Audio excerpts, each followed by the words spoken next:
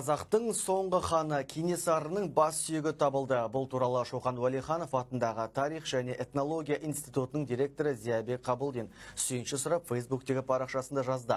Тарихшының айтуынша, ол сұлтанның бас сүйегін қайтарумен айналысатын ресейлік комиссияға қатысуға шақыру алған. Әзірге дипломатиялық мәселелер шешіліп жатыр. Сондықтан ханның басы нақты қай жерден табылғаны туралы айтылмады. Ұлы Кенесары ханның бас сүйегі табылды. Мен оның қайда табылғанын және қазір қай жерде екенін айта алмаймын. Кейбір ресми жұмыстар шешіліп жатыр. Бұл бастама Ресейдің жоғарғы басшылығынан шыққандығын айта кеткен жөн. Ғалымның жазуынша, ханның бас сүйегімен қоса жеке заттары, дулығасы мен мылтығы да елге қайтарылады. Қазақстанға келуге санаулы уақыт қалды. Жәдігерлер елге жеңіс күні қарсаңында жеткізілуі мүмкін, немесе хан Кененің мерейтойына орай әкелінуі ықтимал. Айта кетейін, келесі жылы Кенесарының туғанына 220 жыл толады. Бұған дейін тарихшылар көсемнің бас қаңқасы Омбыдағы мұражайда жасырын сақталуы мүмкін деген еді.